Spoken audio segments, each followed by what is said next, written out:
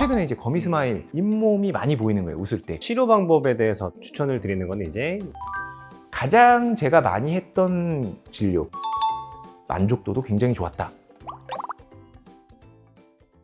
안녕하세요, 김 원장입니다. 안녕하세요, 주의사입니다. 오늘은 거미스마일. 치과에서 거미스마일이나 잇몸 라인이 안 맞는 분들을 치료하는 경우는 어떤 경우냐면 앞니 쪽을 라미네이트를 하거나 크라운을 하거나 다치셔가지고 신경치료하고 씌우거나 이러셨을 때 사진 보시면 잇몸 라인이 안 맞네요 이렇게 말씀을 드리면 환자분께서 이제 맞아요, 저 잇몸 라인 안 맞아요 이렇게 하셔가지고 저희가 잇몸 라인을 맞춰드리거나 이런 식으로 치료를 많이 해드렸는데, 최근에 이제 거미스마일 잇몸이 많이 보이는 거예요, 웃을 때. 요것도 주제로 재밌겠다 싶어가지고 오늘 한번 가져오게 됐어요. 어떻게 치료하는지, 어떤 치료 방법들이 있는지에 대해서 간단하게 설명해 드리는 걸로 하겠습니다.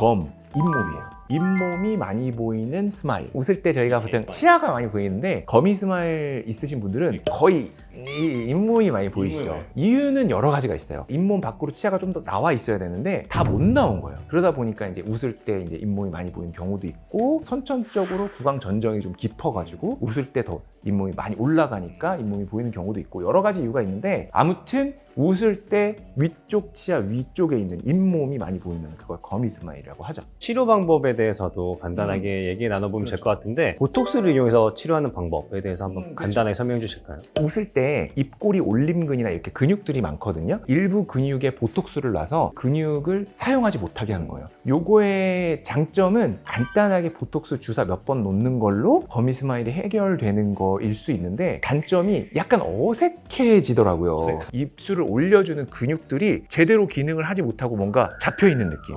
보톡스는 또 어느 정도 기간이 지나면 다시 맞아야 되잖아요. 특히 많이 근육을 움직이거나 했을 때는 금방 다시 돌아오게 돼요. 보통은 3개월에 한번 오셔가지고 증상을 한번 보고 많이 돌아오지 않았다 하면은 안 맞고 3개월 뒤에 한번 넘어가는 경우가 있어요. 보톡스는 이제 뒤에 나올 다른 치료법보다 비용이 좀 저렴하겠죠? 요런 데 놓는 거는 그렇게 많은 보톡스가 필요하진 않아서 생각보다 뭐 그렇게 비용이 비싸거나 그러진 않으실 거예요.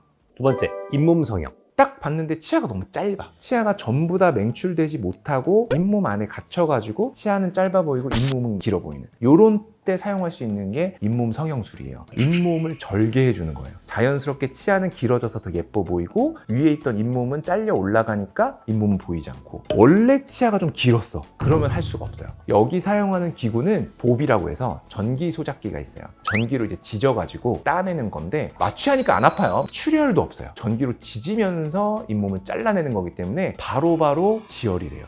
약간의 단점이 있는데 고기 타는 냄새가 옆에 어시스트 해주는 선생님들이 석션을 꽉 대고 있거든요, 냄새 잡아주려고. 근데 그래도 나요. 근데 잇몸은 어쨌든 피부잖아요. 그렇죠. 얘네들은 다시 안 자라나요? 거의 안 자라요. 왜냐면 잇몸을 지져서 성형을 하는 거기 때문에 거기에서 스탑 시켜주는 효과도 있어요. 잇몸 성형술 같은 경우는 한 번에 끝나는 경우도 있지만 여러 개를 한 번에 했을 때에는 리터치를 한 2, 3주 뒤에 한 번씩 더 해주는 경우도 있어요. 세 번째, 구강 전정술. 구강 전정이 뭔지부터 말씀을 드려야 되는데, 베스티뷸리라고 하는데 손을 넣어보면 잇몸이 이렇게 움푹 들어간 것이 보여요. 구강 전정이라고 하는데 그 부분이 너무 높게 있으면 웃을 때 잇몸이 그 구강 전정까지 올라가다 보니까 거미스마일이 되는 거거든요. 내리는 방법이 뭐냐, 잇몸을 절개해서 당겨가지고 다시 꼬매드리는 거예요. 이 수술 같은 경우에는 이제 장점은 잇몸 성형으로 하기에는 치아가 너무 길어질 것 같아요. 그러신 분들한테는 구강 전정 성형술이 도움이 됩니다. 다만 출혈도 좀 있고요, 통증도 좀 있어요. 왜냐면 잇몸을 절개해가지고 일부분 당겨가지고 다시 꼬매줘야 되기 때문에 시간도 좀 걸리고 하루 만에 끝나는데 구강 내에 지혈하고 약 잘 먹고 해야지 이제 성나지 않고 잘 붙을 수 있고요. 잇몸 같은 경우는 회복력이 그냥 일반 피부보다는 훨씬 좋아요. 그래서 상처도 많이 안 남고 치료하실 수 있어요. 네 번째, 교정. 치아를 조금 더 이제 넣어주는 거죠. 시간이 되게 오래 걸려요. 뒤쪽으로 당기거나 아니면 위로 올리려면은 힘을 받기 위해서 저희가 미니스크류라고 해가지고 나사 같은 걸 잇몸 사이에 박아가지고 이제 당기는 거거든요. 교정적으로도 빼는 건 쉬운데 넣는 게 어렵다 보니까 거미 스마일을 교정적으로 해결하기에는 좀 한계가 있을 것 같아요.